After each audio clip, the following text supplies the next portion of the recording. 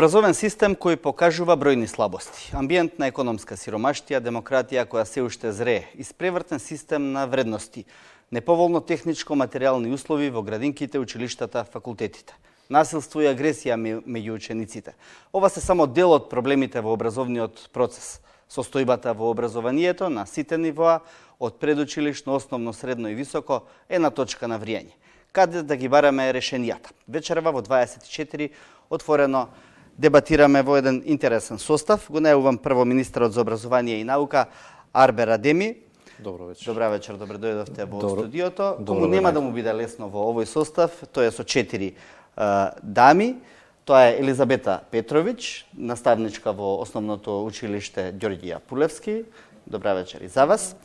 Елизабета Томевска Илиевска, универзитетски професор. Добра вечер. Татјана Стојановска Иванова, универзитетски професор. Добра вечер за вас. И Ана Фрицкант, исто така универзитетски професор. Добра вечер за сите. Тука со нас се и средношколци од повеќе средни училишта од земјата.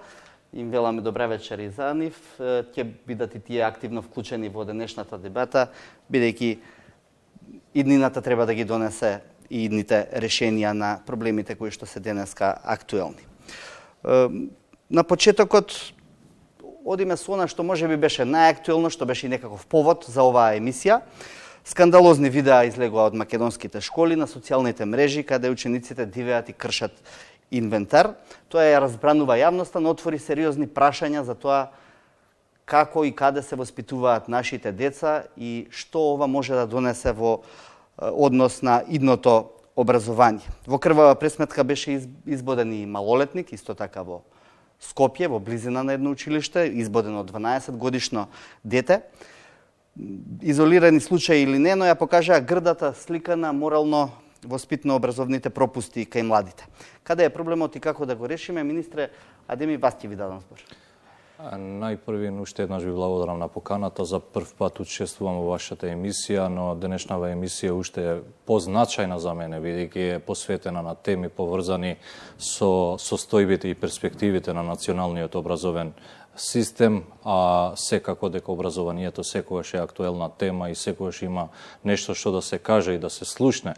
Кога сме кај прашањето, конкретно, дозволете да истакнам дека осудувам било какво девијантно однесување, постапување или поведение од страна на учениците во и надвор од училиштата. Секако дека целта на воспитно-образовниот процес е сосема друго и нема оправдување за такво однесување, за кои ние бевме информирани од видеоматеријалите споделени преку социјалните мрежи и навистина сум згрозен. Ќе се согласите дека тој проблем е повеќе слоен, дека веројатно не се виновни за тоа ниту само децата, ниту само наставниците во односното училиште, туку верувам системот. дека во непријатна ситуација и непријатно чувство имат и самите ученици кои се протагонисти на тие видеоматеријалите, но и нивните родители, и секако дека очекувам дека училиштата ќе превземат конкретни педагошки мерки, а евентуално и други мерки од некоја друга казнена природа.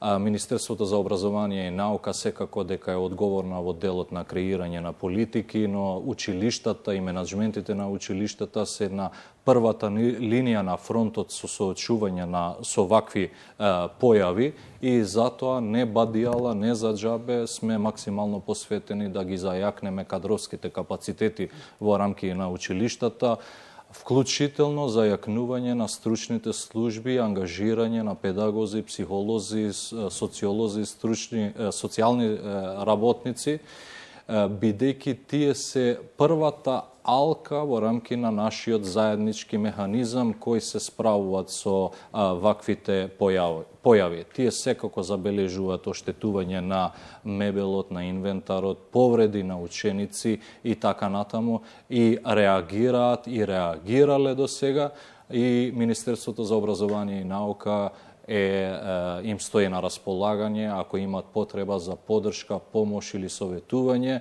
но секако и други институции, како што е Државен просветен инспекторат, кои веќе реагирале по однос на последниве инциденти, појави и однесувања, поведувања, и други институции, како што е Министерството за труд и социјална политика, Министерството за внатрешни работи и така натаму. Можеби ова е цената. Тоа се пред се и би биле мерки кои што се од казнено репресивен карактер и прашање е дали тие можат да го решат коренот на проблемот, затоа тука да им дадеме малку збор и на професорките, па ќе продолжиме, се разбира, во текот на дебатата, ќе видиме. Професорке Стојановска, појавата е сериозно изразена, каде е коренот и кон каде треба да стремиме во овој воспитно-образовен процес? Еден специфичен социолошки феномен, посебен облик на девијација, едно од клучните социолошки прашања, кој што е, да речем, на пиедестал на значајните прашања, е зашто во ерата на глобализација, интернет, во ерата кога општествата одат со рапидно, прогресивно се развиваат, насилството како посебна социопатолошка појава не само што не го губи здивото со времењето, напротив, се повеќе се етаблира. Јас велам, оваа транзиција прво ние ја боледуваме повеќе од 30 години, што болест да беше ќе измислевме лек. Напротив, значи една од причините токму е самиот општествен контекст. Но не можеме ние како да речеме како посебен феномен да го ставиме акцентот само на едно нешто, дека само образованието или само образовните институции, воспитно-образовните се клучат. Напротив, ние правевме една лонгитудинална студија, едно лонгитудинално истражување со моите почитувани колешки Томевски, Илиевски и Фрицкант. Од тука излезе книгата за булинг, насилство во училиште. Фрапантни се резултатите. Секој дека семејството е едно од клучните фактори, колку да звучи марксистички, некогаш ме опоменуваат, меѓутоа јас тоа го велам. И тоа ни се покажа. Дека во семејства, каде што има одреден вид на насилство, или каде што насилството не се толерира, се смета како добро правилно однесување, од таму произликуваат грото на насилниците. Исто така, онаму каде што во рамките на воспитно-образовните институции не навремено се реагира и не се работи паралелно и со насилникот, но и со жртвата. Последиците се страшни. А да не говорам, не случајно споменав, дека живееме во ерата на масовните медиуми. Што се, извинете, ние се наоѓаме во телевизија, но што се дава и се продуцира. Прво, благодарно што конечно се посвети внимание на ваква тема, бидејќи обично се става се под тепих, ќе се крене еден вид на морална паника, кога имаме некој проблем и потоа се заборава. Масовните медиуми даваат содржини кои што се неприкладни за учениците. Масовните омилена детска серија, знаете која е? Децата омилен филм, Некоја си долина на волците. Да не зборувам колку малку емисии од културата кои што нивки ги надградат и оплатат. Значи не можеме ние да ставиме само акцент на едно нешто. Јас ќе го цитирам и зошто го правим ова и зошто треба да се бориме, она што спомена министерот. Ќе завршам со цитатот на Мартин Лутер Кинг, дека идните поколенија нема да судат на насилството и злото што го прават лошите луѓе. Напротив, на молкот на добрите.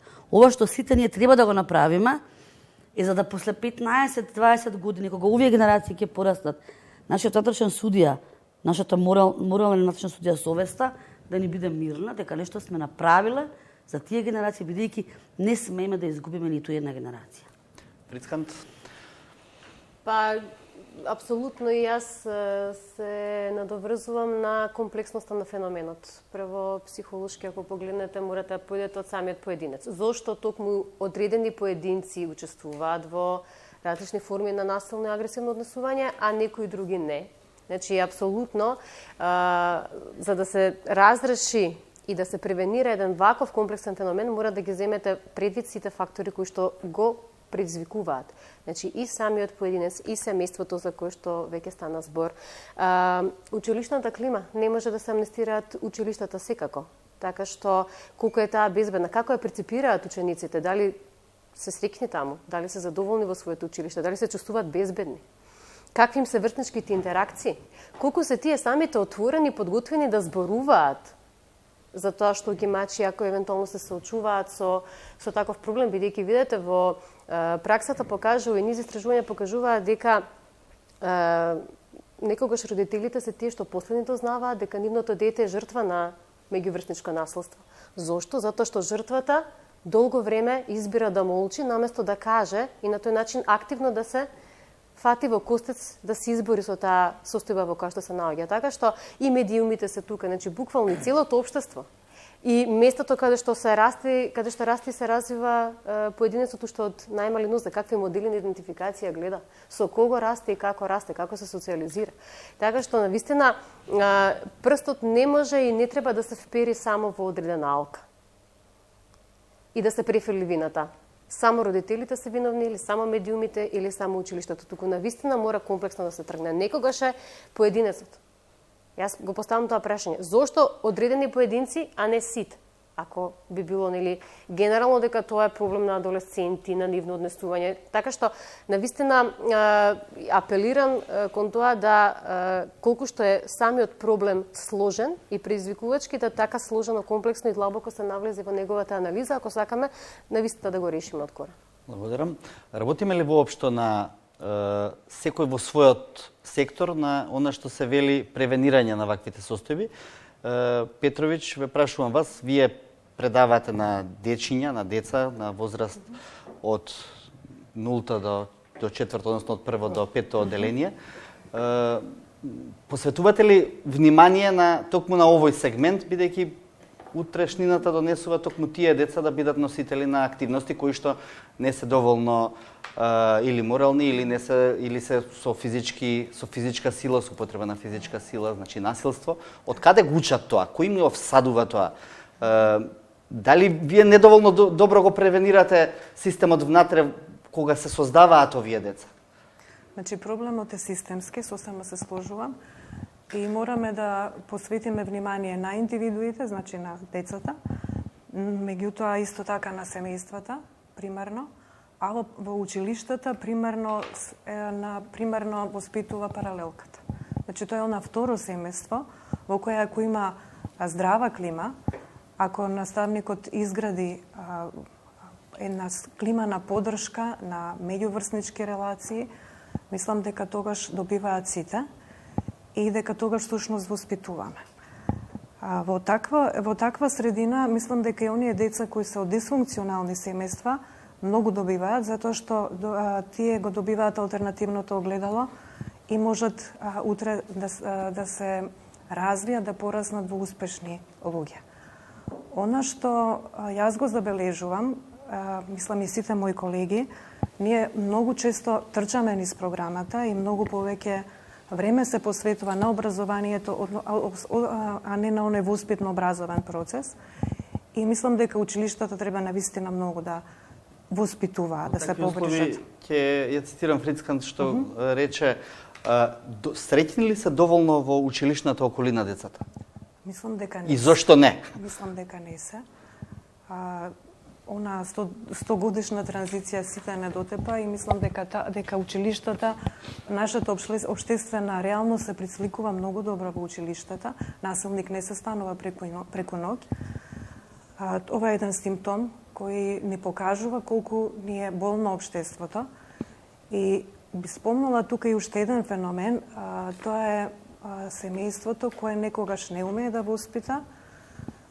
Има родители кои навистина се трудат и се грижат, но и такви кои користат се уште физички закани и казни. И тогаш вие го имате оне модел на насилник, на една жртва или пак на Се сметаше дека тој модел на казни на децата е некако надминат веќе во 21 век, во оваа 2019-2020 година и дека се тоа само можеби ретки примери. За жал не се. Значи сите искуства од училницата и надвор од неа говорат дека се уште се применуваат такви некои модели кои воопшто не се... Тоа се дресури, тоа не е воспитување. И мислам дека тоа е нешто на што треба многу да обрнеме внимание. Ако направите едно исцрпно истражување, ќе видите колку сум за жал во права. Само мала во контекст на вас надополнам. Секој бидејќи и емисијата е во контекст на 16 дена активизам против родово базирано насилство, но и против насилство врз девојчиња и жени. Бидејќи ги имам податоците, секоја трета е жртва, девојче и жена на семејно насилство. Всушност тоа е податок кој што е фрапантен. Значи, ако како модел на однесување, оно што велиме, го усвои дека треба да трпи насилство и дека е нормално и да биде жртва, таа нема ни да го пријави. А поготово е фрапантно во помалите средини. Затоа што имавме случаи каде што, кога разговаравме, велат самите родители, знаете како мала средина сме, девојче да не биде етикетирано, да не биде обележано, и не го пријавуваат. А последиците се страшни. Повелете, сакавте да поставите некое прашање или да искоментирате одреден сегмент? Па да, би сакала да се вратам малку наназад, кога спомнавме нели за насилството. Потполно се согласувам дека многу различни работи нели влијаат на девијантното однесување, меѓутоа сепак ова се случува на училиште, каде што професорите треба да бидат таму, педагогот треба да биде таму, психологот треба да биде таму. Каде биле професорите во овој момент и каде се всушност, нели? Какви се нивните познавања во овој? Благодарам. Може министерот прво да се вклучи, бидејќи примарно е кон вас насочено. Веќе истакнав дека на првата линија на фронтот, првата алка на овој наш заеднички механизам кој се справува со вакви девијантни појави и однесувања се самите стручните служби, менаџментите на училиштата, класните раководители и така натаму, и тие ги пријавуваат ваквите случаеви. И секако дека ние сме заинтересирани истите појави да се превенират, а не и истите да бидат и да имат некоја правна завршница. Секако дека треба да имат правна завршница и од тоа зависи ефективноста и ефикасноста на еден систем во справување со ваквите појави. Но сепак јас велам дека на еден или на друг начин треба да ја платиме и цената на развојот на технологијата и интернетот покрај огромните придобивки што ги имаме. Сега е навистина е лесно да споделуваме фотки, слики, видео снимки и така натаму, и за жал понекогаш служат за потикнување на повторување на тоа поднесување. И трагично е ако би дале поддршка или би го прифатиле тоа како предизвик. Тоа значи дека имаме многу работа. Не само институциите на системот, не само владата, туку и самите училишта, самите наставници, самите директори, но и секое едно семејство, бидејќи таму се стекнува со базични, основни човекови, етички и морални вредности, но и одговорност да се почитува тоа што е пишано и не пишано. Затоа велам дека како општество треба да имаме заеднички и координиран пристап кон превенирање, но исто така и кон обелоденување на вакви случаеви и на насилство и на други девијантни однесувања. Да, благодарам за сега. Пред да ве вклучам, само уште едно прашање за професорката Томевска. Колку децата се снаоѓаат во тој општо образовен хаос на тие образовни програми кои што се стари со долги години, а времето оди напред? Да, со поставување на ова прашање отварате една друга проблематика, како што кажа и колешките, како што кажа, дека на овој проблем, на оваа состојба не може да гледаме еднострано, обврска и одговорност имаме сите. Сите релевантни институции и чинители во ова наше секојдневно општествено живење. Многу ми е драго што и во вашите денешни најави, меѓутоа и во дискусијата се почесто го слушам воспитно-образовен процес. Извинете, меѓутоа последнава деценија, можеби по влијание на западноевропските системи и јазици, го слушаме само поимот образование, а не и воспитание. Тие се комплементарни два основни педагошки поими и всушност ова една темата за која што ние вечерва денеска зборуваме, всушност влегува во сферата на воспитанието. Беше прекрасно прашањето поставено, каде беа тогаш професорите, каде беа стручните служби. Да, имаат обврска да бидат и во ходникот на одморот и во училницата, меѓутоа дали со целовременото стражарско, полициско, во наводници кажано, следење можеме ние да го надминеме или да го спречиме овој процес? Не. Одговорот веројатно е дека треба да се работи, како што каже и министерот, на превенирање, да не дојде до ваков вид на однесување меѓу врсниците, меѓутоа превенирање на насилното однесување и меѓу возрастните и децата и младите. Секако дека оптовареноста на нашите наставни планови и програми некаде во позадина си има своевидна рефлексија и на ваквиот вид на однесување. Тоа може би е само една од причините. Втора од причините би зборувала бидејќи на неколку пати ги апострофираме и наставниците. Наставниците само се една алка од целокупниот овој синџир, меѓутоа повеќе можеби би требало да се фокусираме на тоа колку ни се развиени педагошките компетенции на наставниците кои што предаваат во основното и во средното воспитание и образование, посебно во предметната настава и во средното образование. Тоа е клучното прашање, затоа што ние не се сомневаме во нивните стручни знаења, стручни компетенции. Меѓутоа, каде се тие педагошки нивни компетенции? Дали може би едно прашање да отвориме и кое што заслужува добра анализа, добро лонгитудинално истражување, дали со 3 предметни програми на сите наставнички факултети, бидејќи доаѓаме и од универзитет, треба да бидеме самокритични и отворено ги поставиме прашањата, со 3 предметни програми ние во текот на 4-годишното студирање ги развиваме, односно ги оспособуваме наставниците, меѓу другото и за педагошка работа со ранлива група на категорија на ученици на однесување, како што сега и кажавте. Меѓу останатото, ние во педагогијата имаме посебни дисциплини. Тоа не е педагошка работа со ранливи деца, педагогија на слободното време. Дали знаеме какви се содржините, односно доста знаеме кои што ги користат нашите деца и млади во слободното време. Дали вие сметате дека, анализата покажува дека наставните... Да ве прекинам само малку. Да. Петровиќ би сакал да ја вклучам, бидејќи доаѓа директно од тој систем во кој што предавате, за кој што вие велите дека не е совршен. Каква е состојбата? Не само во вашето училиште, соработувате и со другите колеги. Има ли дупки во тој образовен процес кај наставниците? Веројатно има и веројатно треба да се променат програмите на факултетите за да се одвестуваат на ова време. И јас дури би предложила, мислам дека е многу добро тие да дојдат во училниците, а ние да одиме кај нив и студентите да влегуваат во училницата, тоа исто мислам дека би било корисно. Меѓутоа, загрижувачки токму ова што ние образуваме, а не воспитуваме и дека тоа дури и приоритет им станува на родителите, академското знаење. Добро, благодарам. Сакавте уште нешто да продолжите или да дадеме простор сега малку Уште на... само еден податок кој што ќе оди во прилог на првичното ваше поставено прашање.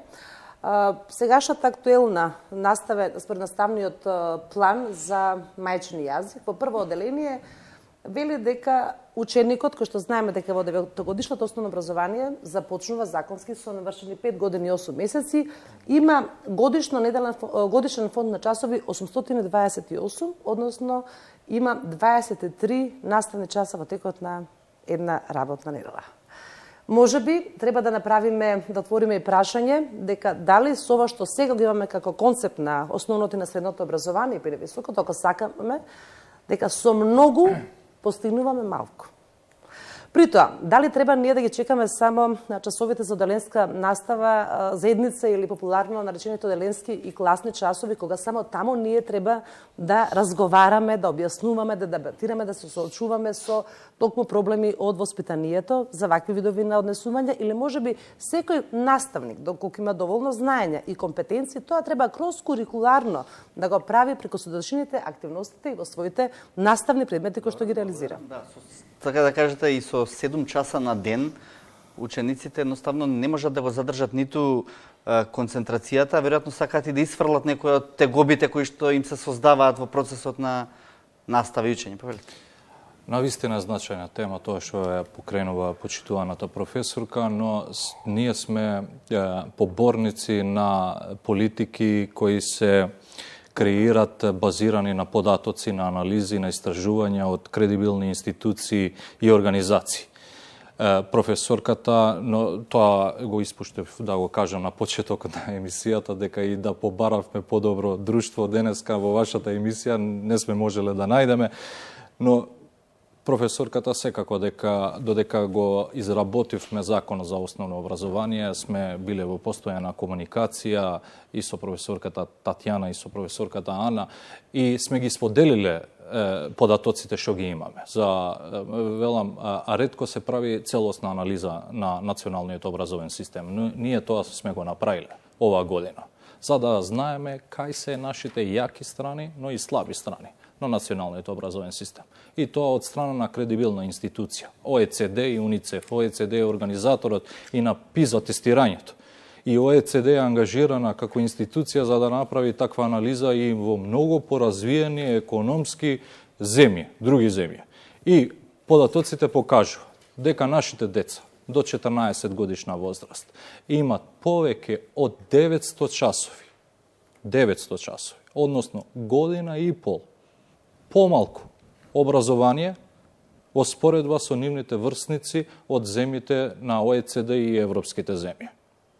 И затоа не се определивме, имавме дискусија, имаше јавна расправа и во јавноста дека нашите деца се оптоварани со голем број на часови. И ова компарација е направена под исти параметри, под исти мерки. Не со вонаставни активности, не со било што друго. Туку по ист стандард сме измерени. И затоа ние не се определивме со закон, но на тврд начин да потврдиме колку часови треба да се ангажират нашите деца, туку по природен пат тоа да се направи. Имаме компетенции кои треба да ги стекнуваат нашите деца додека се во основно образование. За прв пат со законот за основно образование, кој што помина пред 3 месеци во собранието, без ниту еден глас против, утврдивме и национални стандарди во клучни области, имаме наставен план, имаме наставни програми и учебници како резултат на сево ова. И мислам дека во оваа насока треба да работиме. Неретко имавме креирани политики базирани на перцепции. Најлесно е за нас, и панелистите тука знаат, и за нашиот пристап и одговорноста што има. Најлесно е популистички одлуки, популистички решенија во образованието да носиме. Но не е тоа. Треба храбри одлуки, но вистински одлуки. Да ги вклучиме децата, бидејќи изворно ќе ви кажат и дел од своите проблеми. Може би размисли понатаму. Ве молам, представете се, заборев да ви кажам. Сакате да продолжите вие или... Да, повелете. Вака, јас сум Ангела Пандовска, доаѓам од гимназијата Јосип Брз Тито во Битола. Ние сме генерација која во 9 оделение ја фати програмата Кембридж.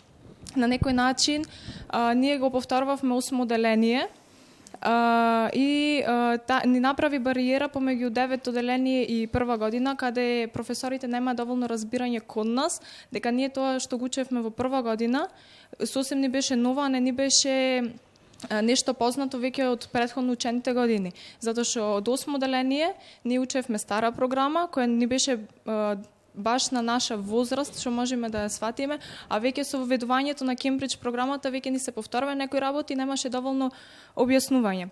Дали сметате дека треба да проложи тоа Кембридж системот, затоа што стварно децата, идните генерации имаат голема бариера помеѓу нас, што сме учеле по старата програма и тие што учат по новата програма. И имам уште едно прашање. Може да одговориме прво на ова, да одиме, па ќе...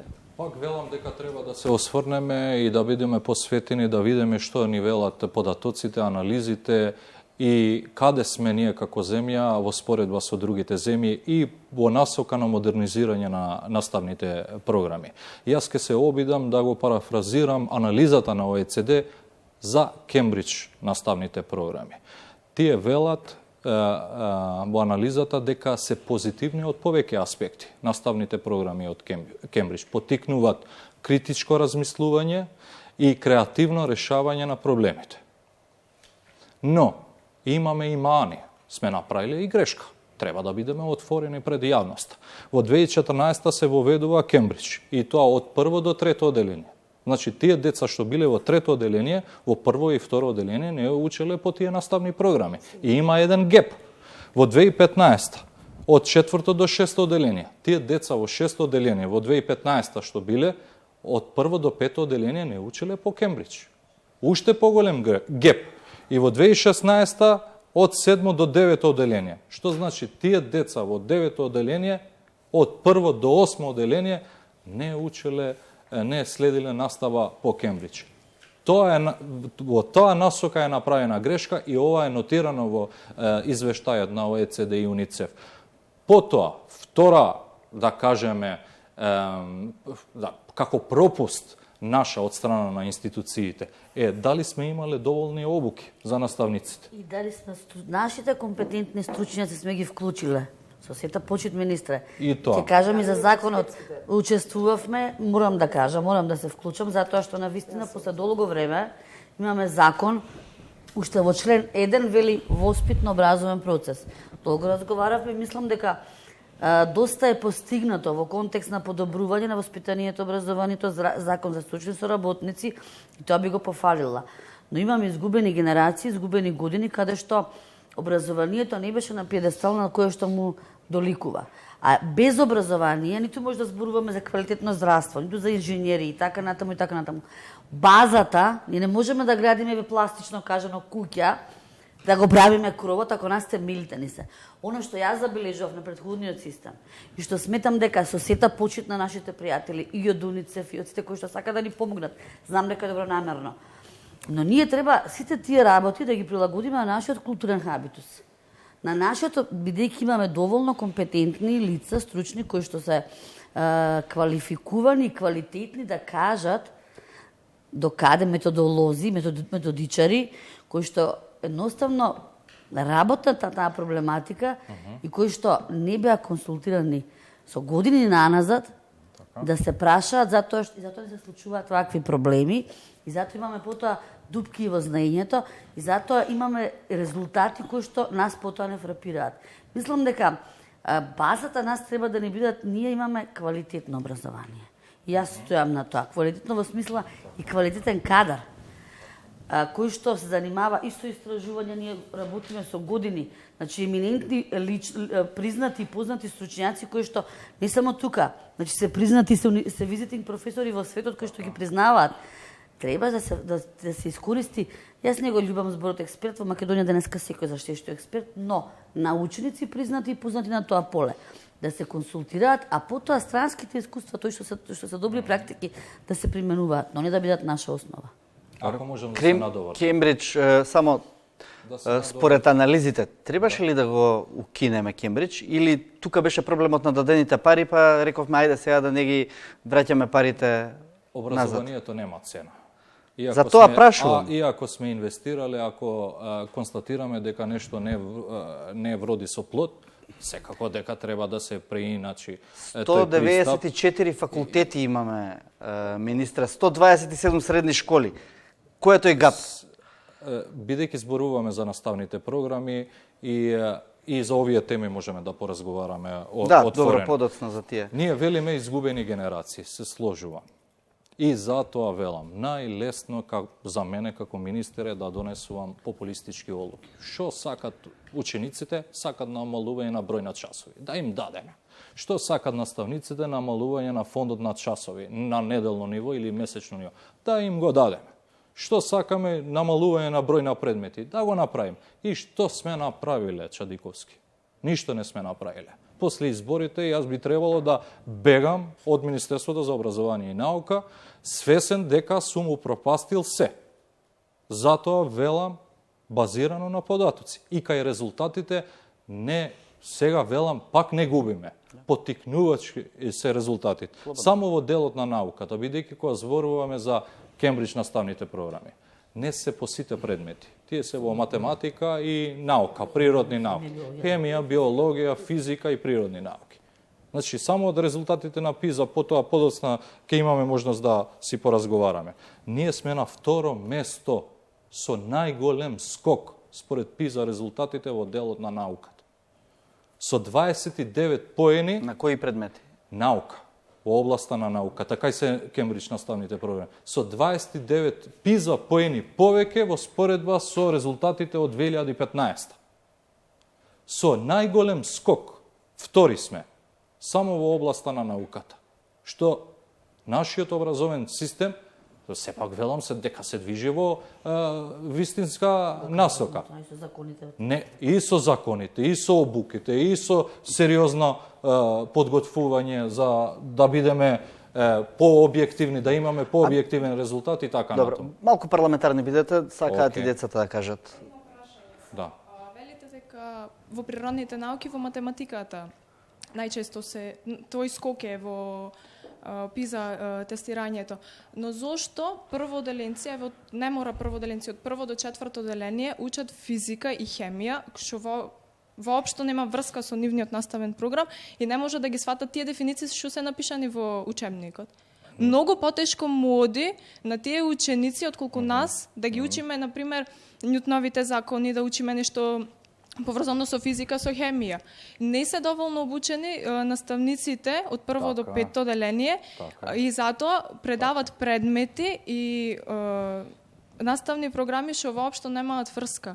Се случува во основно оделение еден професор да предава два предмети што немаат врска едно од друго. За едниот има диплома за завршено такво ниво, а за другиот предмет нема. И како може во два различни области да предава еден професор и да очекувате високи резултати во образованието?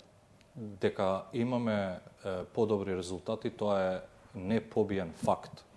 Значи, може би ќе имаме време да дискутираме за тоа. Дали сме на задоволувачко ниво? Не сме. Пак ќе повторам, и тоа ќе го повторам. Каков кадар ќе се ангажира, секако дека законските решенија предвидуваат дека соодветен кадар треба да се ангажира. Тој што не е соодветен, не му е местото на образовна институција, на основно и средно училиште. Дали ни требат обуки за наставници? Секако дека да, без оглед на тоа за какви наставни програми разговараме, за било каква промена. Треба континуирани обуки за наставниците и стручните соработници. И кој ги држи? И кој ќе ги држи. Критериуми дефинирани прецизно, кристално чисти. Кој ќе ги држи тие обуки? Треба кредибилни луѓе, кредибилни институции. И затоа велам, значи, имаме за прв пат закон за наставници и стручни соработници, каде се предвидува пред 3 месеци, нешто повеќе од 3 месеци е донесен за прв пат, каде што е предвидено професионален развој, каде што се предвидени задолжителни обуки, бидејќи образованието цело време е на промени, секојаш треба нешто да се надградува, секојаш треба нешто да се инкорпорира во националниот образовен систем, да се следат некои глобални трендови и текови. И затоа нашите наставници, стручни соработници треба да бидат обучени и континуирано да ги следат тие обуки. Благодарам. Сакам само да се надоврзам за да ја заокружиме темата со која што ја отворивме емисијата. После ќе продолжиме со прашањата. Ако не е на темата на булинг и насилство, ќе ве замолам за после да оставите. Сакам да ја прашам професорката Фрицханд. Булингот исто така се по-присутен во училиштата, што е и некој светски тренд. Не верувам дека е тоа ситуација која што е само за Македонија конкретно карактеристична, но ги создава истите болки кон децата како што ги создава секаде. Како да се влијае на тоа да им се објасни на децата дека повредувањето на свој соученик е проблематично и остава траги за целиот живот? Така е. Значи, добро наведовте, булингот не е само наш локален проблем, тоа е светски голем проблем во пораст. Иако порано во истражувањата се посочуваше дека во улога на насилници се јавуваат оние поединци кои имаат проблематична ниска самодоверба и негативна слика за себе и само на тој начин може да го привлечат вниманието кон себе. Денес веќе најновите податоци зборуваат за тоа дека во улога на насилник во таква една ситуација може да се јават и социјално високо компетентни поединци. Така што, според мене, ако се обидам на кратко да ви одговорам на прашањето, прво и основно од најрана возраст, бидејќи развојот почнува уште преднатално и апсолутно продолжува во микросредината, тоа е семејството, мора да се потикнуваат неколку компоненти да се развиваат, тоа е само контролата која што е клучна карактеристика на емоционалната зрелост. Колку е емоционалната зрелост на поединецот поголема, толку и неговото однесување е посвесно и, како да кажам, помалку агресивно. Потоа емпатијата, исто така, која што е клучна за да сочувствуваме со другиот, и ако е таа на високо ниво развиена, тогаш дефинитивно дека нема да можеме свесно и намерно да повредиме и уште повеќе да уживаме во нечија болка и страдање. И секако овие сите аспекти на моралната свест и совест, за кој што претходно стана збор. И тоа е нешто се моделира уште од најрана возраст. Проблемот некогаш настанува кога самите родители на децата кои што може да бидат означени како понасилни во однос на останатите, не го прифаќаат таквото однесување, односно градат друга слика за своето дете, тоа е претпоставувам, и оттаму настанува и проблемот, не може да се објасни од дома понатаму решението на таа ситуација. Насилник не настанува, како што каже и колешката Елизабета, не се станува преку ноќ, се гради личност на насилник. И во суштина, ако вие растете во дисфункционално семејство или ако растете со премногу попустливи или незаинтересирани родители, апсолутно дека тогаш многу работи ќе мислите дека се дозволени, дека можете да ги правите. Уште повеќе, ако тука како варијабла ги внесете и медиумите, односно социјалните мрежи, каде што таквиот начин на однесување е популарен и привлекува многу внимание или многу лајкови и следбеници, тогаш вие добивате порака и од општествената средина дека ако вака се однесувам, тогаш ќе бидам популарен и тоа ми оди во прилог. Но, по мене исто така е многу важно да, ако сакаме да го разрешиме овој проблем, да младите луѓе станат свесни и уште децата, значи од најрана возраст, дека за насилството не сме да се молчи. Затоа што, прво ако се молчи, трагите се многу подолги и подлабоки и подолготрени. Имате лонгитудинални истражувања кои што покажуваат дека и на 50 годишна возраст некој кој бил жртва на насилник како на жртва на насилство во детска возраст знае да ги влече последиците. Психолошки навистина многу голема штета се прави. И ако научат дека за тоа не треба да молчат и треба веднаш да кажат јавно, да соопштат, да побараат помош, тоа е повторна работа на родителите, значи да ги научат своите деца да не молчат. Па да, и на учителите, се разбира, и наставниците. Но мора да е сензитивна и стручната фела. Да, но знаете децата како викаат, ако јас кажам, па ќе бидам издајник во етикетиран како таков и потоа ќе ми се создадат уште поголеми проблеми. Да, но тоа е на индивидуално ниво ако го сведете. Ама ако системски пристапите дека да се демистифицира веќе тоа молчење, дека не си издајца ако молчиш, туку ако молчиш напротив си пасивен поддржувач на насилникот и на насилното однесување. Тој шифт ментален треба да се направи за да на сите им биде јасно. Оти ако вие го сведете на ниво на поединец, да, зошто поединецот би реагирал, не сака да биде издајца, не сака тој да биде утре следна жртва. Затоа мора системски да се приде. И да, во семејствата секој родител со своето дете, меѓутоа и во училиштата системски, значи од најрана возраст. Оно што исто така да се надоврзам само на колешката, оно што ни се покажа на секој истражувањата како нешто дека мощно значено е оно што кажавме, некогаш се случува опресирањето опресира. Ако во семејството е жртва, тој тогаш сака да го покаже својата да исполи својата агресија, тогаш тој малтретира друг свој соученик. Но оно што е пострашно, оно што го споменавте ви во најавата, тоа е таа морална ерозија и морална криза која што за жал во нашиот вредносен систем постои. Затоа што се изгубија вредностите од типот на пријателство, алтруизам и космополитизам. Се гаи индивидуализмот. Како дознавме ние за сите овие случаи?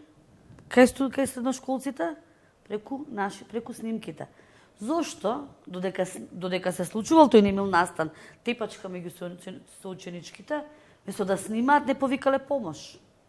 Како дознавме за инцидентот во аеродром? Замислете директор на училиште да каже, потоа беше сменет, но да каже дека тоа било детска игра, фрлаат соученичка своја низ прозор. Ве молам, какви се тие игри? Девојчето е со повреди. Како дознавме исто преку снимка? Зошто не се повика тоа? Она што ви го спомна претходно ученичката.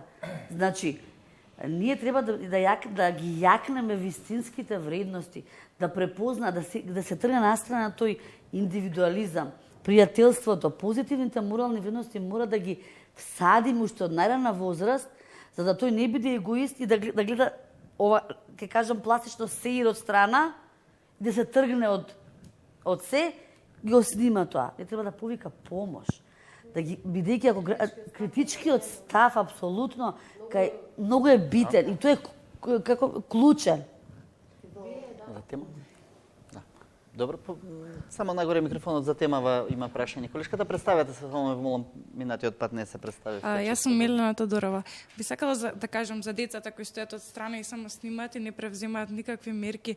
Па добро, погледнете од друга перспектива, доколку тие отидат и повикаат помош, си изјаснат пред професор или кажат на нивните дома, не сметате дека потоа насилството не би било врз другата личност, туку било врз нив поради тоа што тие се нели издајци, го прекинале моментот. Тоа што го колешката Фриска, Не е издajnik. Поединец, тогаш навистина Меѓутоа, така може да се толкува. Вие сте соучесник со тоа што го снимате. Меѓутоа, јас го сметам истото, нели? Јас мислам на тој начин како што размислувате вие. Меѓутоа, како ќе превземеме мерки, како ќе го прекинеме тој процес? Ќе се работи на Само со превенција едукација. и едукација, уште од најрана возраст. И само контрола, клучно. Не ви ќе каже Неразвиена професорката Елизавета, ние самоконтрола. веќе вршиме едукација за превенција. Овие 2 години, ако дозволувате само во контекст на ова што го зборувате, во рамките на професионалниот развој на наставниците од одделенска, предметна и средно професори од средно воспитание и образование имаме опфатено до сега 2000 учесници на семинарите кои што имаат наслов превенирање на наsilното однесување меѓу учениците во основните и во средните училишта. Опфатени се наставниците, стручните тимови, директорите, меѓутоа сега веќе ги интегрираме и представниците од по еден представник од советите за родители. Да, тоа го почнавме со општината Гевгелија. Важно е дека на оваа проблематика прво мора да се пристапи и мултидисциплинарно. И од педагошки, психолошки, социолошки, правни аспекти, меѓутоа и од областа на безбедноста. Имаме ние ситуација како што ви имате некој страв, непознаница како да се реагира во конкретна ситуација, верувате дека тоа го имаат и возрастните и наставниците. Односно, она што претходно го кажа и министерот, потребна е национална стратегија, меѓутоа и изготвување на протоколи. Како вие да се однесувате во дадена ситуација.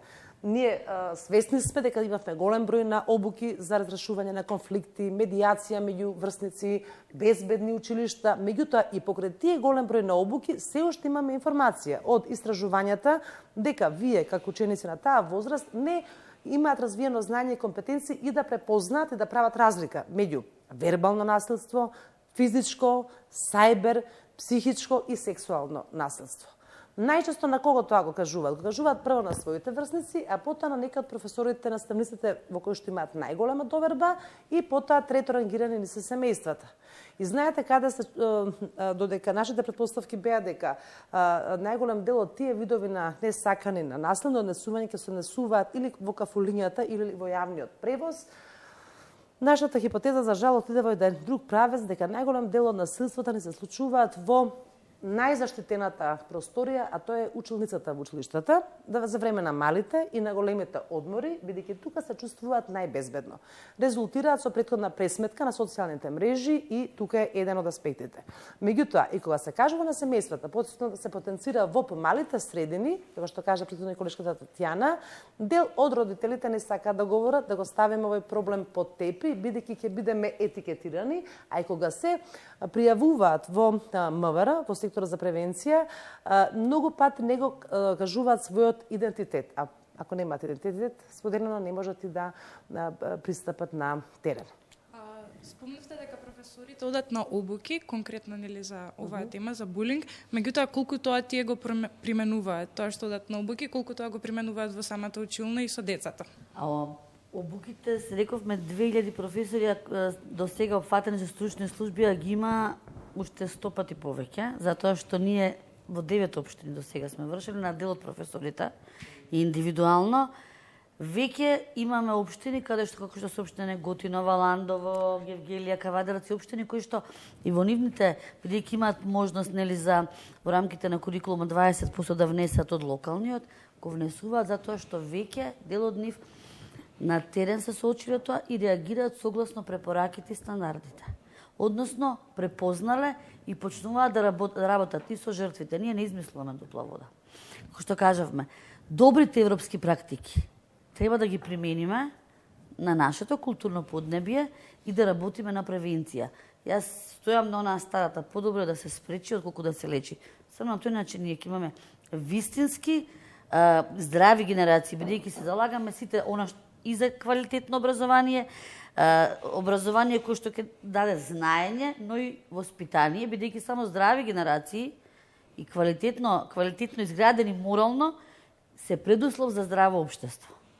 Добро, сакавте министре да додадете нешто само кусове му? Кусо, вака антисоцијално, асоцијално однесување и така натаму и кои педагошки мерки треба да се превземат од страна на училиштата. Сето ова прашање и постапката е адресирано и во Законот за основно образование. Ние сме на постапка на донесување на подзаконски акт каде што на подетален начин се операционализираат тие законски норми и баш овие последниве инциденти и случувања не потикнуваат уште подлабински да размислиме и од сајбер аспект, снимкиве и така натаму, истите да се предвидат во тој подзаконски акт, кој очекувам до крајот на неделата или најдоцна следната недела ќе се донесе од наша страна, но за прв пат како новина во Законот за основно образование е предвидено дека директорот на училиштето формира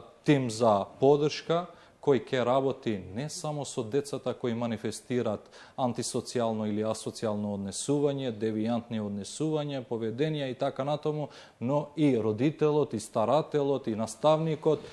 Во тој тим за поддршка ќе бидат двајца стручни соработници, наставник, а по потреба ќе се ангажираат и трети лица, особено социјален работник и така натаму. Последно прашање на оваа тема и одиме со реклами. Молам кратки да бидете и вие и одговорот. Дали знаевте дека вие мислите дека ги знаете сите оние физички, психички, сајбер булинзи во нашата земја?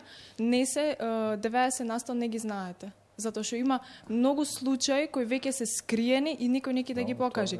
Затоа што се плашат на понатамошни насилства кои може да му се случат или на девојчето или на момчето, во зависност кој е нападнат, кој е жртвата. И зависи кој го напаѓа, каков вид на насилство. Не ги знаете. Верувајте, во анонимните анкети тоа ни го кажа. А може вие да не споделите, може би, ние се обидовме да ги класифицираме видовите на насилство. Дали вие би можеле да споделите за некој вид на насилство што не го знаеме, се случува меѓу вашите генерации?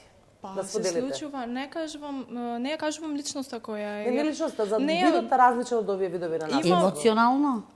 Значи, беше поврзано со сајбер булинг и беше злоставувано девојчето, пошто е девојче, со слики на некој начин кој ги пратила несакано, но сепак се прошириле. И со тоа, ако не продолжат тие слики да му се праќаат на некој сосем друг, тогаш ќе продолжат, тие ќе бидат објавени. Или на социјални мрежи, или во малото ќе бидат залепени, или не знам, ќе бидат продолжени. Нема тоа да се спречи. Шадиковски, само ако дозволете во оваа насока, во овој нацрт правилник што реков треба да го донесеме кога сме кај педагошкиве мерки, една од прашањата кои размислуваме да се третира е објавување на материјали по електронски пат или на друг начин со цел повреда на честа, достоинството и угледот на друга личност.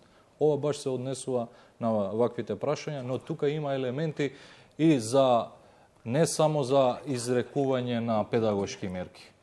Туку и мерки од друга казнена природа во надлежност на други институции. Добро. Да кажам. Значи вака, и девојчето пријави кај нејзината мајка дека е злоставувана, дека му се случува нешто во текот на пишувањата. Мајката презеде мерки. 3 пати, 4 беше пријавено во МВР, но никакви мерки не се презедоа. То продолжи понатаму, па до ден денес. Па има веќе 3-4 години кај што е злоставувано тоа девојче. Со истите слики, со истите пораки од други личности, од други профили се прават различни профили или на Инстаграм или на Фејсбук и тоа сето тоа продолжува. Не застанува. Понатаму, како ќе го спречите ова?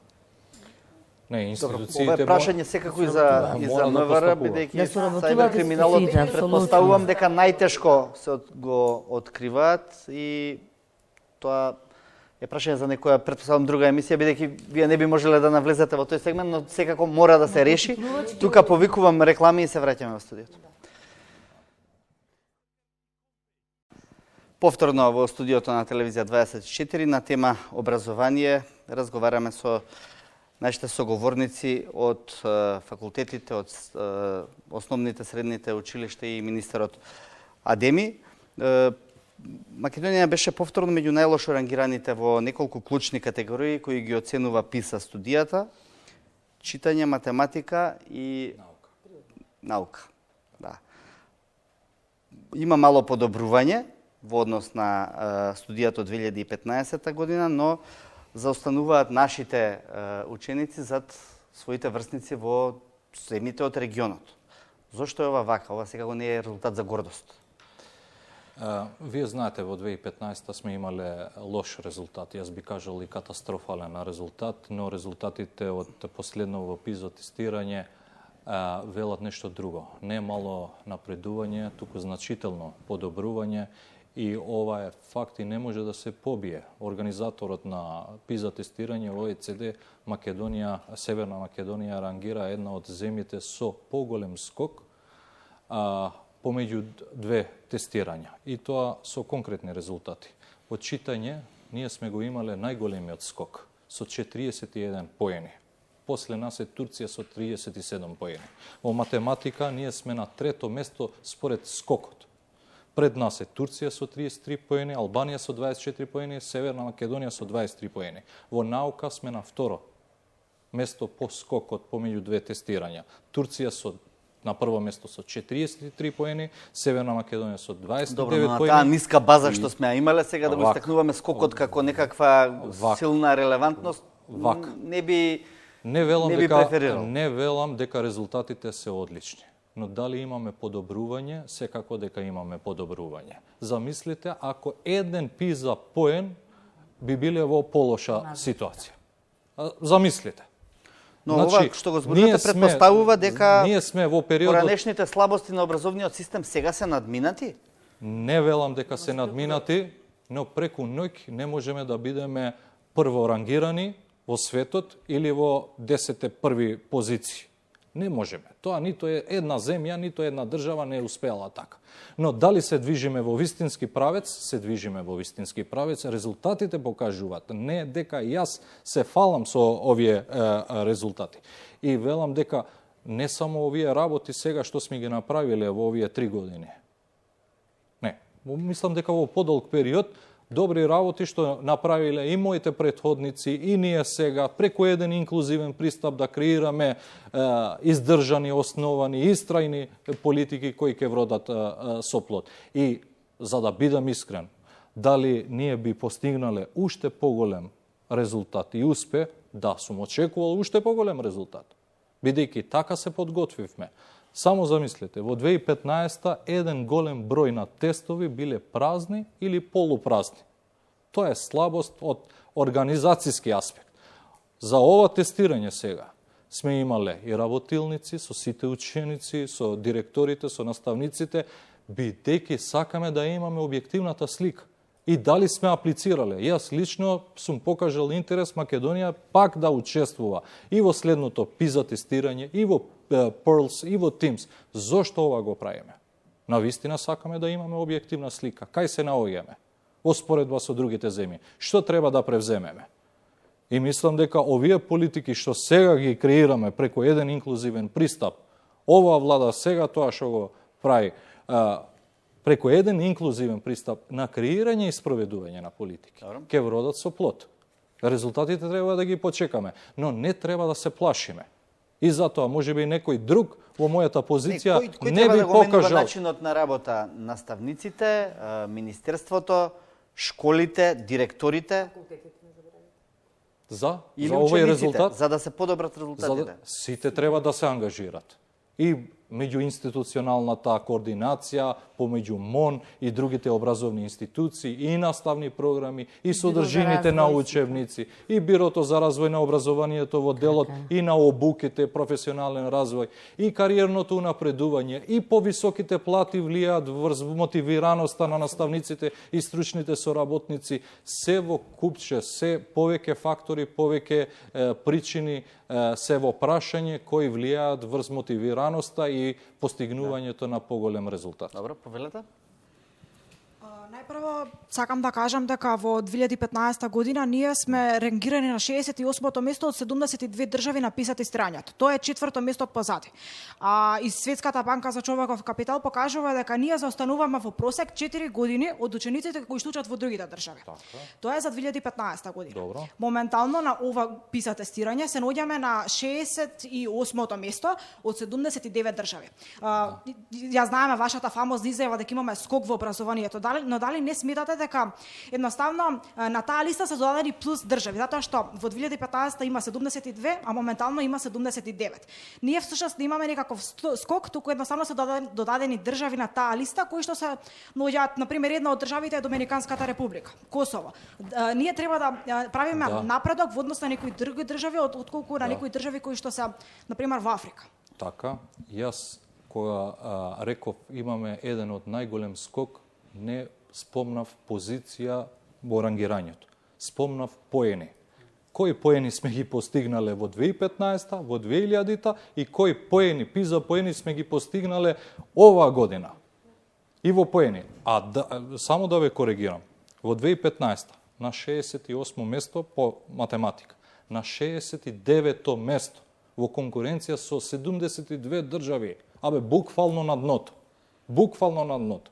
А сега покажале интерес за тестирање 79 држави, на 62 место сме по природни науки. Природни науки, во најдобро рангирање сме, во најдобра позиција.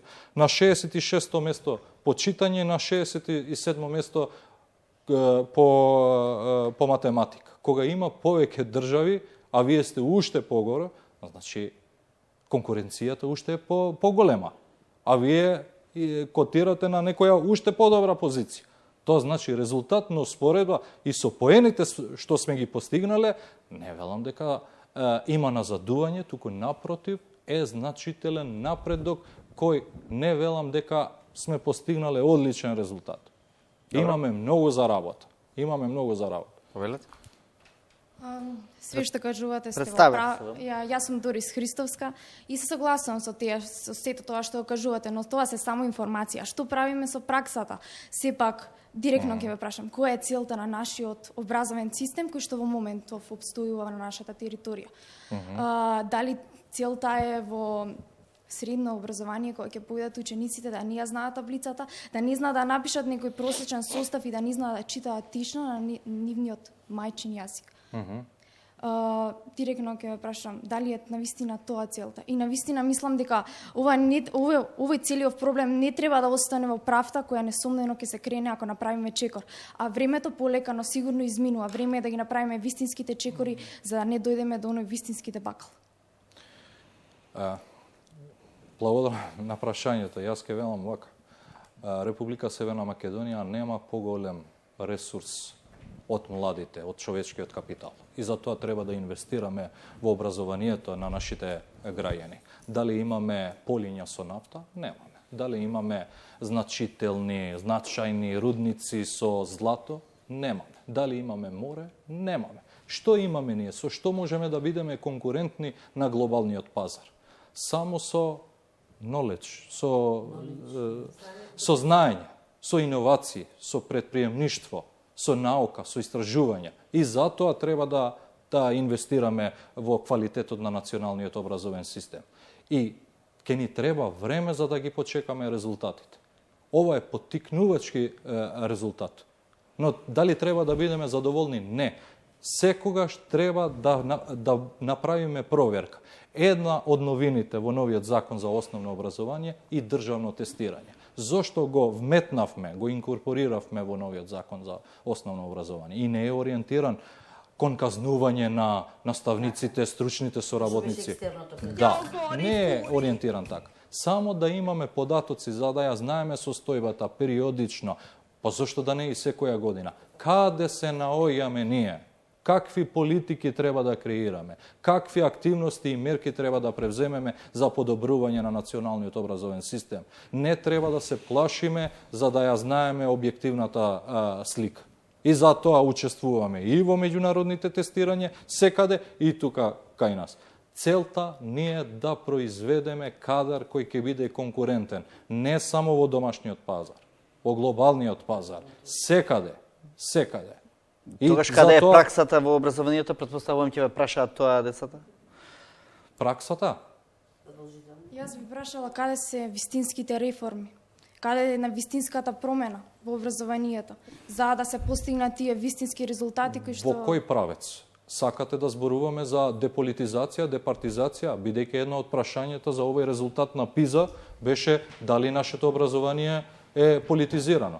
Ајде, дозволете и за ова тема да разговараме, Чадиковски. Законот за основно точно се тргна некаде да се деполитизираат За во однос на избор на прв директори и пат така ние натаму. велиме, за прв пат велиме, кој кадар ќе се вработи, бидејќи од кадарот зависи какви генерации ќе се произведат. За прв пат велиме приоритет при вработување со новиот закон за наставници и стручни соработници. Има тие што имат повисок просек. Потоа велиме приоритет при вработување имат тие лица кои имат повисок степен на образование, имат магистратура завршено, докторски студии и така натаму. Нема веќе ексклузивно право на директорот или на градоначалникот кој ќе биде вработен во одреден предмет или како наставник и како стручен соработник. Сега ова на шега го зборувате или сериозно? Не можам да ве сватам. Чадиковски, сега ќе ви кажам. Пред 3 месеци е донесен законот. Во септември нели имаме огласи за вработување. Ако сакате ќе ви споделам и порака во Гостивар што се случува. Ми велат, едно девојче аплицирало со 9,7 За привремените вработувања зборувате или за привремените вработувања Не, зборувате или за постојаните? Кога ќе се вработиш привремено 2 години, ќе дадеш стручен, полагаш стручен испит, после 2 години добиваш и решение за трајно вработување. Да, сите. И ние велиме, приоритет има. Ако не им се дава приоритет на ваквите луѓе, тие пред судските инстанци ќе ги бранат и ќе ги заштитат нивните интереси. Мислите дека не сме имале притисок за ова законско решение? Секако дека сме имале притисок, но заедно како влада одлучно сакавме. Добро, но добрите кадри веќе си заминаа од државата. Не, не, Чадиковски, не. Сега се отвара простор и што треба, повеќе за ама не, партиските. што треба да направиме? Не, ако добро, велиме дека добрите кадри во контекст на таа партизација која што се случува 30 години во општеството. Чадиковски, дополнително, бидејќи за прв пат, бидејќи често пати суштинските работи, суштинските теми не се третираат во јавност. Како се избират директорите? Нели тие се задолжени за да примат кадар во слободни позиции и места, што се? За прв пат ние велиме како министерство не сакаме да имаме член во училишниот одбор. Од 9 члена сега училишниот одбор има 7 члена и градоначалник од општината, не 2 представници, еден представник. И како директор треба да се избере кандидатот кој има мнозинство на гласови. Градоначалникот кај општинските училишта е задолжен во рок од 10 дена да го избере, да го именува како директор на училиштето, тој што има мнозинство гласови. Ако поради една или друга причина го испуштил тој рок, министерот е задолжен. Тој кандидат кој има мнозинство гласови на училишниот одбор. А 3 представници имаме од редот на вработените и 3 представници од редот на родителите чии деца се запишани и следат настава во тоа училиште. И еден од основачот. Значи, апсолутно мнозинство имат тие кои се најзасегнати. И ова не е чекор кон деполитизација, департизација на образованието. Секако, но резултатите треба да ги почекаме. Ова е силен комитмент, заложба, нели? Од страна на владата, од страна на министерството и овие законски решенија, овие 2 закони, и закон за основна, и закон за наставници и стручни соработници, се донесени во собрание без ниту еден глас против. Зошто? Бидејќи сме кажале дека немаме лична агенда, партиска агенда. Наша една единствена агенда е подигнување на квалитет. Последниот воз, според мене, ако ме прашувате, последниот воз е сега. Ако сакаме да постигнеме резултат, окей. Ако не сакаме, можеме да отпор да дадем. За сето на пиетет што кажавме, јас пофалив дел од тоа, дека треба уште многу да се направи, јас ја разбирам, треба да се направи и одиме кон тоа. Затоа велам, прво што треба да се врати стручните во однос на полагањето на стручните, тога колешката ќе реагира, се изфрлија универзитетските професори од комисиите за полагање при стручни, што не е во ред. Методичарите се од факултетите кои што ние, да речеме, кои што ние работиме. Тука треба да се направат, да се консултираат Ама има Дефинитивно. Има представник од соодветниот факултет има. Се заборавија. Вака, само Можеме кул ова девојчето, да да. го утврдиме, Дека потврдиме. треба да се направи, да не се навраќаме. Имаше многу пропусти. Министерот кажа дека се навистина направени добри реформи, не можат преку ноќ да се спроведат. Но, дека треба уште толку да се направи и заложби има. И во однос на праксата, и во однос на ќе инсистираме, јас се надевам дека министерот ќе инсистира на зголемен буџет за наука и образование во рамките до оној колач што го велиме, нели, да се стимулираат добрите и квалитетните. Затоа што не смеме да дозволиме brain drain, она што велиме, одлив на млад, интелигентен кадар надвор од нашата држава. Сепак да си ја сакаме нашата република и оние што се квалитетни да си останат Да ги тука. задржиме. Апсолутно, затоа што на тој начин кога вие ќе им дадете ќе имаат квалитетно образование, можност да напредуваат во образованието, да се работи со нив, да им дадете услови, тие секоја компанија ќе сака да ги земе нив. Повелете. Јас сум Ана Софеска од гимназијата Никола Карев. Да се надоврзам на темата за подобрување на образовниот систем. Сметам дека практичната настава по природните науки во училиштата е голема тема. И моето прашање е дали нешто се презема во врска со тоа. Да.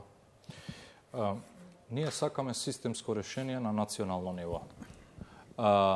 Една од нашите апликации сега и пред Светската банка за нов кредит е одделот на практичната настава, опремување со неопходна опрема на сите училишта, ама баш на сите училишта. И тоа можеме само на ваков начин, надвори од буџетските средства, за да се опремуваат сите основни училишта за практична кабинетска, да кажеме, настава. Тоа веќе го правиме. Моделот функционира кај средните стручни училишта. И тут ЕМУЦ ги има доста. Повеќе од средните стручни училишта се опремени со неопходна опрема за практична настава. И сме го зголемиле процентот на практичната настава. Ако досега биле 11% од тоталниот ангажман на учениците на практична настава, сега е на 26%, а на трета и четврта година имаме и учење преку работа. Формираме реални училишни компании во рамки на училиштата, да почувствуваат нашите ученици, што значи да си дел од една компанија и да придобиваш од твојата работа и така ќе се стекнуваш со вештини за да бидеш подготвен да се вклучиш веднаш на пазарот на трудот, но исто така да предвидуваме грантови од 5.000 до 30.000 евра за проекти заеднички помеѓу училиштата и бизнис заедницата. И секоја година овие се спроведуваат и сето ова го реализираме со поддршка на Светската банка. Сега, таа добро искуство, позитивно искуство што го имаме кај средните стручни училишта, сакаме да го имплементираме на национално ниво во основните училишта во делот на опремување за одржување на кабинетска или практична настава. Министерот сепак не е универзитетски професор. Да, за универзитетите, да. Повелете, да, само со другите прашања. Свесни сме дека имаме големи недостатоци во образованието. Пред себе сакала да адресирам некои многу основни, многу базични проблеми. Да почнем од материјалните проблеми. Колку училишта во Македонија, учениците во училиштата немаат пристап до тоалети, пристап до грејење, пристап до опремени училници каде што ќе можат на некаков начин да го добијат тој квалитетно образование. Од друга страна, оние училишта кои што ги поседуваат сите тие стандарди, поседуваат, например, смарт табли. Колку самите професори се доволно стручно обучени за да можат да ги искористат во текот на часот. Поради тоа што најчесто одредени училишта кои што се успособени со вакви опреми и техники, најчесто професорите не ги користат и не можат да ги искористат во текот на часот поради тоа што не знаат како да ги правуваат. Се согласувам, тоа е предизвик подобрување на инфраструктурните услови не само за Република Северна Македонија, за било која држава е континуирано прашање и континуирано треба да се подобрат условите. Имаме и добри примери, но имаме и изолирани случаеви каде представуваат лоши примери, каде што навистина треба да се изреагира. Немаме училиште во едно населено место и за жал, срамота е за нас. Децата илегално ја преминуваат границата и во некоја друга соседна држава следат настава. И сме го адресирале тоа прашање. Фала Богу што пред една недела добивме дозвола за градење и ќе се гради и таму училиште. Значи имаме и лоши примери. Но генерално работиме на подобрување на инфраструктурните услови. Кратко, професорка. И бидејќи имаме нагледни средства, а не се користени, тоа значи дека во духот на доживотно учење треба да има континуирани обуки да се развија, да кажеме, тие ИКТ стручни компетенции за наставниците. За мала илустрација, многу внимателно ве слушав, не знам колку ни е доволно и времето, некако мислам дека на ова проблематика, дали ќе имаме доволно време да се искажеме во однос на реформите и на резултатите на ОЕЦД.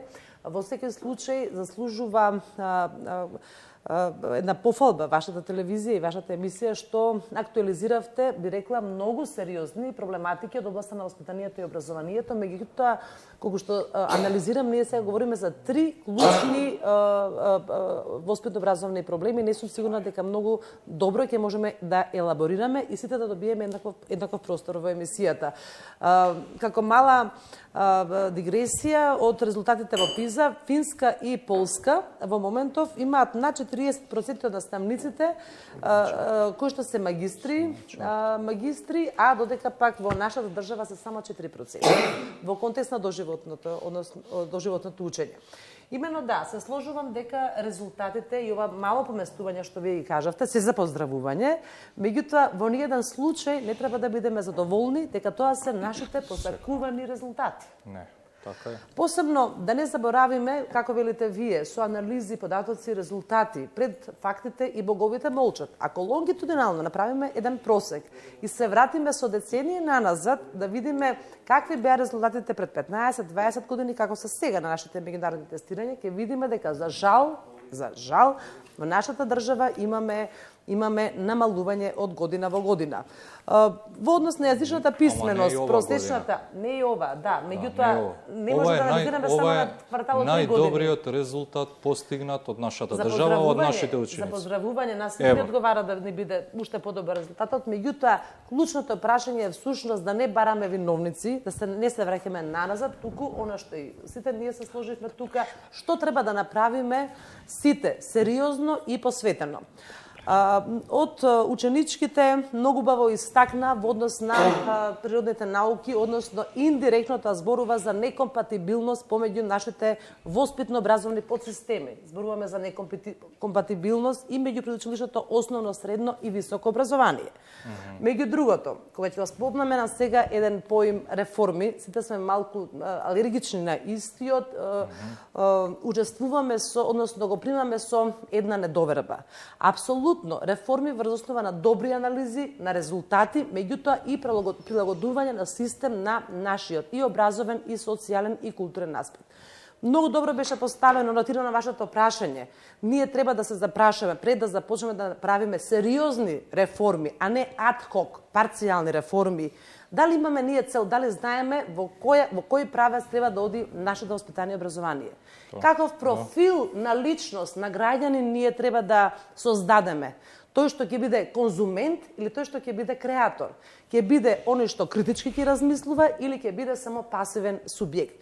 Бидејќи знаете, на неколку пати вие зборувавме, сите се сложуваме дека она што се случува како пропуск во нашето воспитание и образование, ќе има целата држава, целото општество ќе има големи реперкусии и негативни во иднина. Аргументите треба да се стават на маса. И државата е таа која што треба да прави образовни политики со поддршка на сите помагатели кои што се пријатели на образованието, пријатели на државата, меѓутоа последниот и крајниот збор треба да го има државата, која е државата, сите релевантни воспитно-образовни институции и ученици.